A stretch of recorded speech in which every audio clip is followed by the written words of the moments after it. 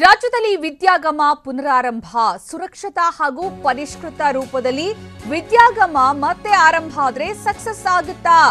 ರಾಜ್ಯದಲ್ಲಿ ವಿದ್ಯಾಗಮ ಪುನರಾರಂಭ ಮತ್ತೆ ಆರಂಭ ಆಗ್ತಾ ಇದೆ. ವಿದ್ಯಾಗಮ ಶಿಕ್ಷಣ ಪದ್ಧತಿ ಸುರಕ್ಷತಾ ಮತ್ತೆ ಪರಿಷ್ಕೃತ ರೂಪದಲ್ಲಿ ವಿದ್ಯಾಗಮ ಬಂದ್ರೆ ಸಕ್ಸಸ್ ಆಗತ್ತಾ? ಹಾಗಾದ್ರೆ ಸರ್ಕಾರ ಏನು ಆದೇಶ ಹೊರಡಿಸಿದೆ, ಆ ಆದೇಶದಲ್ಲಿ ಏನಿದೆ?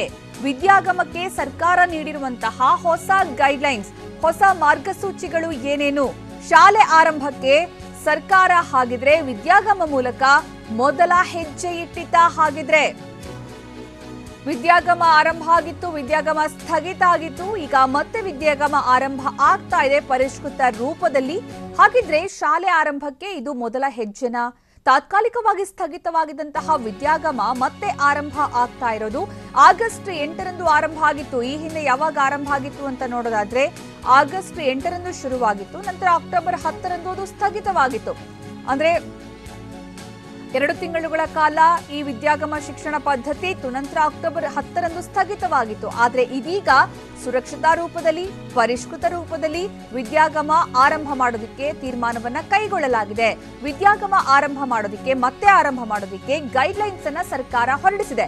ಹಾಗಿದ್ರೆ ಸರ್ಕಾರ ಹೊರಡಿಸಿರುವಂತಹ ಗೈಡ್ಲೈನ್ಸ್ ಏನೇನಿರುತ್ತೆ? ಸುರಕ್ಷತಾ ಪರಿಷ್ಕೃತ ರೂಪದ ವಿದ್ಯಾಗಮಕ್ಕೆ ಹೊಸ ಗೈಡ್ಲೈನ್ಸ್ ಅನ್ನ ಜಾರಿ ಮಾಡಲಾಗಿದ್ದು, ಸರ್ಕಾರ ಹೊರಡಿಸಿರುವಂತಹ ಆದೇಶದಲ್ಲಿ ಏನೇನು ಗೈಡ್ಲೈನ್ಸ್ ಇದೆ, ವಿದ್ಯಾಗಮಕ್ಕೆ ಬರೋದಿಕ್ಕೆ ಮಕ್ಕಳಿಗೆ ಇರುವಂತಹ ಗೈಡ್ಲೈನ್ಸ್ ಏನು, ಶಿಕ್ಷಕರಿಗೆ ಇರುವಂತಹ ಗೈಡ್ಲೈನ್ಸ್ ಏನು, ಈ ಬಗ್ಗೆ ಮಾಹಿತಿ ಕೊಡ್ತಾ ಹೋಗ್ತೀವಿ.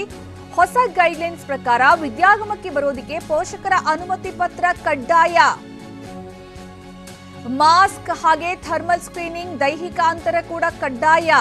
ವಿದ್ಯಾಗಮಕ್ಕೆ ಬರಬೇಕು, ಶಿಕ್ಷಣ ಪಡಿಬೇಕು ಅಂತಂದ್ರೆ ಪೋಷಕರ ಅನುಮತಿ ಪತ್ರ ಕಂಪಲ್ಸರಿ ಇರಲೇಬೇಕು. ಜೊತೆಗೆ ದೈಹಿಕ ಅಂತರ, ಸ್ಕ್ರೀನಿಂಗ್, ಥರ್ಮಲ್ ಸ್ಕ್ರೀನಿಂಗ್, ಮಾಸ್ಕ್ ಎಲ್ಲವೂ ಇರಲೇಬೇಕು. ಜ್ವರ, ಕೆಮ್ಮು, ನೆಗಡಿ, ಕೋವಿಡ್ ಲಕ್ಷಣ ಇರುವವರು ಬರುವಂತಿಲ್ಲ. ಶಾಲೆಯಲ್ಲಿ 15ರಿಂದ 20 ವಿದ್ಯಾರ್ಥಿಗಳ ತಂಡವನ್ನು ರಚಿಸಿ ಪಾಠ ಮಾಡಬೇಕಾಗುತ್ತೆ. ಬೆಳಗ್ಗೆ 3, ಮಧ್ಯಾಹ್ನ 3ರಂತೆ 45 ನಿಮಿಷದ ತರಗತಿ ನಡೆಸೋದಕ್ಕೆ ತೀರ್ಮಾನವನ್ನ ಕೈಗೊಳ್ಳಲಾಗಿದೆ. ಅಂದ್ರೆ ಇದು ಸುಧಾರಿತ ಪರಿಷ್ಕೃತ ರೂಪದ ವಿದ್ಯಾಗಮದ ಹೊಸ ಗೈಡ್ಲೈನ್ಸ್. ಇದು ವಿದ್ಯಾಗಮ ಮತ್ತೆ ಆರಂಭ ಮಾಡೋದೇ ಆದ್ರೆ ಯಾವುದೇ ರೀತಿಯ ಸಮಸ್ಯೆ ಎದುರಾಗಬಾರದು ಅನ್ನುವಂತಹ ವಿಚಾರವನ್ನ ಗಮನದಲ್ಲಿ ಇಟ್ಟುಕೊಂಡು ಕೆಲವೊಂದು ರೂಲ್ಸ್ ಅನ್ನ ಮಾಡಲಾಗಿದೆ. ಅದು ನಿರೀಕ್ಷೆಯಂತೆ ಇದೆ. ರೂಲ್ಸ್ ಅಂದ್ರೆ ಮಾಸ್ಕ್ ಅನ್ನು ಧರಿಸಬೇಕು ಕಡ್ಡಾಯವಾಗಿ, ಸ್ಯಾನಿಟೈಸ್ ಮಾಡ್ಕೋಬೇಕು, ಜೊತೆಗೆ ದೈಹಿಕ ಅಂತರ ಕಾಪಾಡ್ಕೋಬೇಕು, ಥರ್ಮಲ್ ಸ್ಕ್ರೀನಿಂಗ್ ಕಡ್ಡಾಯ ಇರಬೇಕು, ಜ್ವರ, ಕೆಮ್ಮು, ನೆಗಡಿ ಅಥವಾ ಕೋವಿಡ್ ಲಕ್ಷಣ ಇರೋರು ಯಾರು ಕೂಡ ಶಿಕ್ಷಣ ಪಡೆಯೋದಕ್ಕೆ ಬರಬಾರ್ದು. ಪೋಷಕರ ಅಂದ್ರೆ ಮಕ್ಕಳಾಗ್ಲಿ ಶಿಕ್ಷಕರಾಗ್ಲಿ ಯಾರು ಕೂಡ ವಿದ್ಯಾಗಮಕ್ಕೆ ಬರಬಾರ್ದು. ಆಮೇಲೆ ಇನ್ನೊಂದು, ಶಾಲಾ ಆವರಣದಲ್ಲಿ ಶಿಕ್ಷಣ ಪದ್ಧತಿ ಮುಂದುವರಿಸೋದಕ್ಕೆ ತೀರ್ಮಾನವನ್ನ ಕೈಗೊಳ್ಳಲಾಗಿದೆ. ಓಣಿ ವಠಾರಗಳಲ್ಲಿ ಈ ಹಿಂದೆ ನಡೀತಾ ಇತ್ತು, ಅದು ಬೇಡ, ಶಾಲಾ ಆವರಣಗಳಲ್ಲೇ ನಡೀಲಿ ಅನ್ನುವಂತಹ ಸೂಚನೆ ಕೂಡ ಸಿಕ್ಕಿದೆ. ಇನ್ನು ಇಲ್ಲಿ ಜವಾಬ್ದಾರಿಯನ್ನ ನಿರ್ವಹಿಸಬೇಕಾದವರು ಯಾರ್ಯಾರು ಅನ್ನೋದಕ್ಕೆ ಸಂಬಂಧಪಟ್ಟಂತೆಯೂ ಕೂಡ ಸರ್ಕಾರ ಒಂದಷ್ಟು ಮಾರ್ಗಸೂಚಿಯನ್ನ ಬಿಡುಗಡೆ ಮಾಡಿದೆ. ಆ ಮೂಲಕ ವಿದ್ಯಾಗಮಕ್ಕೆ ಸರ್ಕಾರ ಕೊಟ್ಟಿರುವಂತಹ ಹೊಸ ಗೈಡ್ಲೈನ್ಸ್ ಏನಿದೆ ಇದರ ಪ್ರಕಾರವೇ ಯಥಾವತ್ತಾಗಿ ಜಾರಿಯಾಗಿ ಶಿಕ್ಷಣ ಮುಂದುವರಿಯಿತು ಅಂತಂದ್ರೆ ಒಂದಷ್ಟು ಮಕ್ಕಳಿಗೆ, ಆನ್ಲೈನ್ ಶಿಕ್ಷಣದಿಂದ ವಂಚಿತರಾಗುವಂತಹ ಮಕ್ಕಳಿಗೆ, ಸರ್ಕಾರಿ ಶಾಲೆಯ ಮಕ್ಕಳಿಗೆ ಖಂಡಿತವಾಗ್ಲೂ ಇದರಿಂದ ಹೆಲ್ಪ್ ಆಗತ್ತೆ, ಸಹಾಯ ಆಗತ್ತೆ. ಆದ್ರೆ ಇದು ಸರಿಯಾಗಿ ಜಾರಿ ಆಗದೇ ಇದ್ದಲ್ಲಿ, ಅಂದ್ರೆ ಇದು ಗೈಡ್ಲೈನ್ಸ್ ಎಲ್ಲವೂ ಕೂಡ ರೂಲ್ಸ್ಗಷ್ಟೇ ಸೀಮಿತವಾಗಿದ್ದು, ಕಳೆದ ಬಾರಿ ವಿದ್ಯಾಗಮ ಆದಂತಹ ದುರವಸ್ಥೆ ಆಯಿತು ಅಂತಂದ್ರೆ ಮತ್ತಷ್ಟು ಜನ ಕೋವಿಡ್ ಸೋಂಕಿಗೆ ತುತ್ತಾಗೋದ್ರಲ್ಲಿ ಯಾವುದೇ ಅನುಮಾನ ಇಲ್ಲ.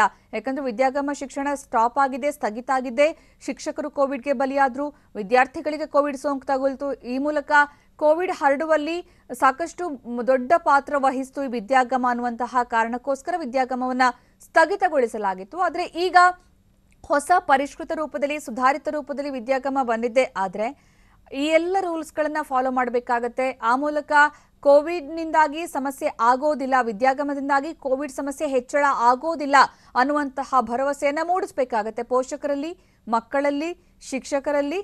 ಜೊತೆಗೆ ಸರ್ಕಾರಕ್ಕೂ ಕೂಡ ಈ ಒಂದು ನಂಬಿಕೆ ಬರಬೇಕಾಗತ್ತೆ. ಹಾಗಿದ್ರೆ ಮಾತ್ರ ಈ ಒಂದು ಶಿಕ್ಷಣ ವ್ಯವಸ್ಥೆ ಮುಂದುವರಿಬಹುದು. ಇಲ್ಲ ಅಂತಂದ್ರೆ ಬಹುಶಃ ಈ ಹಿಂದೆ ಹಿಡಿದಂತಹ ಹಾದಿಯನ್ನೇ ಮತ್ತೆ ಈ ಶಿಕ್ಷಣದ ಪದ್ಧತಿ ಕೂಡ ಹಿಡಿಯೋದ್ರಲ್ಲಿ ಯಾವುದೇ ಅನುಮಾನ ಇಲ್ಲ.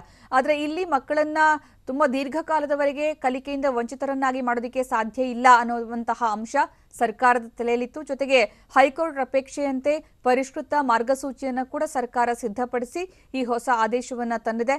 ಇನ್ನು ಇಲ್ಲೂ ಕೂಡ ಅಷ್ಟೇ ಕಳೆದ ಬಾರಿ ಶಿಕ್ಷಕರು ಬಲಿಯಾಗಿದ್ರು ಕೋವಿಡ್ ಕಾರಣಕ್ಕೋಸ್ಕರ ವಿದ್ಯಾಗಮಕ್ಕೆ ಬಂದಿದ್ದಂತಹ ಶಿಕ್ಷಕರು. ಇನ್ನು ಮಕ್ಕಳಿಗೂ ಕೂಡ ಕೋವಿಡ್ ಸೋಂಕು ಹರಡಿತ್ತು. ಆ ಒಂದು ರಿಸ್ಕ್ ಮತ್ತೆ ಆಗಬಾರ್ದು ಅನ್ನುವುದು ವಿಚಾರವನ್ನೇ ಗಮನದಲ್ಲಿ ಇಟ್ಟುಕೊಂಡು ಸರ್ಕಾರ ಹೊಸ ಮಾರ್ಗಸೂಚಿಯನ್ನ ಬಿಡುಗಡೆ ಮಾಡಿದೆ. ಈ ಮಾರ್ಗಸೂಚಿಯನ್ನು ಎಷ್ಟರ ಮಟ್ಟಿಗೆ ಪಾಲನೆ ಮಾಡುವಂತೆ ಮಾಡುತ್ತೆ ಸರ್ಕಾರ ಅನ್ನುವಂಥದ್ದು ಈಗ ಸದ್ಯಕ್ಕಿರುವಂತಹ ಪ್ರಶ್ನೆ.